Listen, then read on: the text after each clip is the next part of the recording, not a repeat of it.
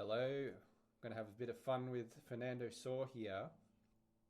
Fernando Saw wrote some wonderful etudes, some studies, and this is called Op.60.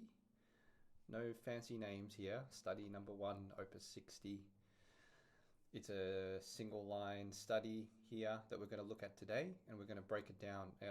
It seems very, very simple, but there's actually a lot to it, a lot of structure that we can learn, a lot of music that we can learn from it.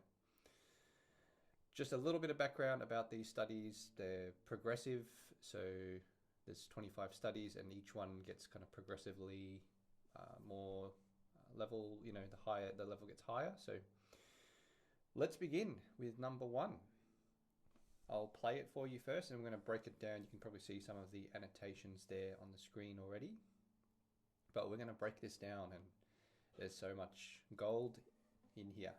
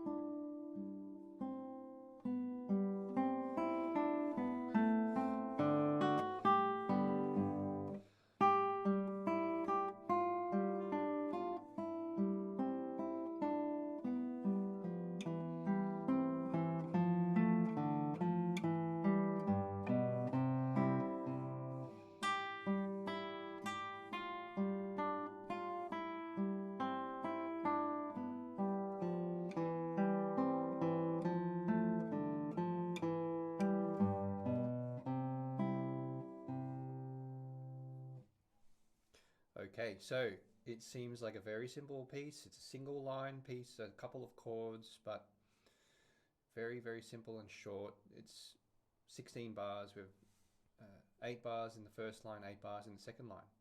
So when it comes to studying a piece of music like this, it's very often very overwhelming. Like, where do you start? What's the starting point? So I always like to start with the big picture. Think about what's the form, how many sections are there, and what are the keys? Does the piece change keys? What does it start in? What key does it start and end in? Are there any changes of key? That kind of thing. So let's talk about the big picture first. So I think it's pretty obvious that the first line is one section, it's repeated here, and the second line is another section which is also repeated. So we get an A section and a B section. Binary form, we can say. It's two sections there. 8 bars and 8 bars for each section. Next, I like to look at keys. So what key are we starting in? Well, key signatures include no sharps or flats. There's lots of emphasis on C. At the end of the piece, we get a C chord at the end. So C major is our key. However, there is at the end of the A section here, there is an F sharp. So that is pointing us to another key, which is the key of G. If you think about the key signature of G, it does contain an F sharp in it. So the end of the A section, we go to G, and then at the start of the B section, we go back to the key of C. And the clue for that is that the F is now F natural. That F there is natural, okay? So we have a key change. Even though this is very, very simple, there is still a little key change at the end of the A section there to the key of G. All right, so we've talked about the form, binary form, and we've talked about the keys, starting in C for the A section, going to G at the end of the A section, back to C, and finishing on C in the B section. Next, I like to look at phrase structure. So the phrase structure here, we want to look for something called a period. So in classical or any music that's related to classical traditional music, common practice period music, you could say, we will often see 4-bar phrases. And these 4-bar phrases are usually organized as a question and an answer. And a lot of the times, the question and answer will mirror each other. There'll be some repetition between them.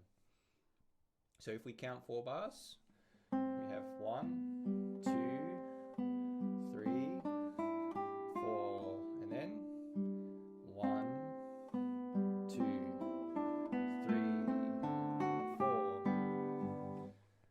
So the start of the answer here, so this is where the answer begins at bar 5, mirrors the start of the question here in bar 1. So that's a repeat of that. And so we can say we've got a 4-bar question, we've got a 4-bar answer, and this little slice of melody is repeating from that. So it's called a parallel period. Remember that word, remember those words if you can, because they occur everywhere in guitar music, in classical music, even in other styles of music too. Very common phrase structure. So we have a question and answer in the A section. What's happening in the B section? Do we have a parallel period in the B section? If we count 1, 2, 3, 4, put a line, dividing line there, 1, 2, 3, 4. No, we've got 4 plus 4, but the second 4 bars, we can still call this an answer and this a question, but it's not a parallel period, it's just a period. The answer does not repeat the question. But what's going on in this section? Like, how can we describe what's going on here? Well, at the start of the B section, we get a melodic sequence. So a sequence is when you have a melody that drops by step or rises by step. It's like a melodic pattern that's dropping down one step at a time. Sometimes it'll drop up one step at a time. So we have a sequence in the melody. And then in the bass, we get this G coming back, repeating 3 times in a row. So that's called a pedal bass. So I'll play that for you again so you can hear the sequence and the pedal bass.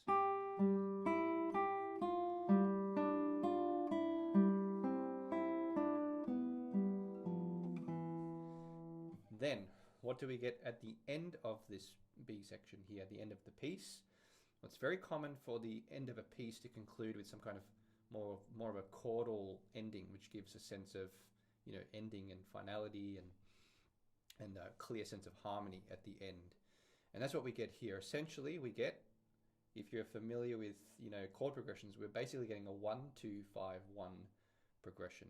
And you can actually see that the music is more chordal by the way it's jumping around quite a bit.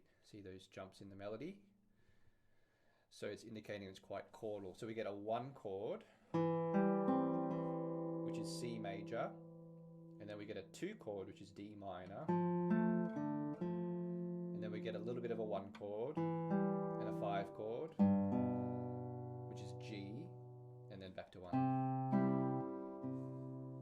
A really good exercise is to actually play those chords. C with E in the bass, D minor.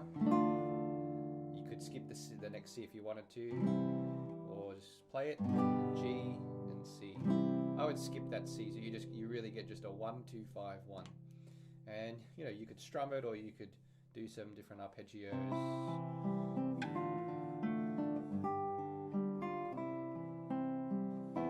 C with E in the bass, D minor, G,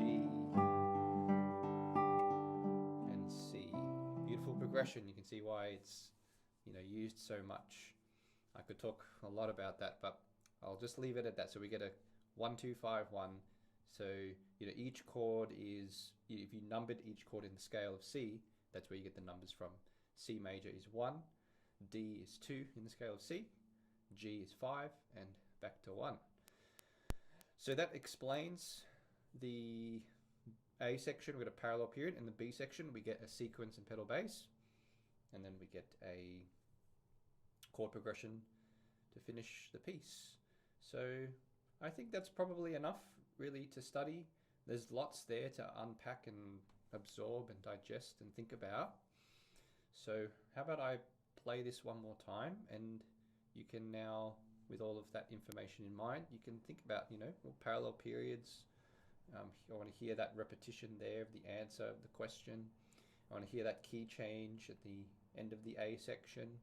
I want to hear this sequence at the B section, pedal bass, and I want to hear this 1, 2, 5, 1 progression at the end of the B section. All right, here we go.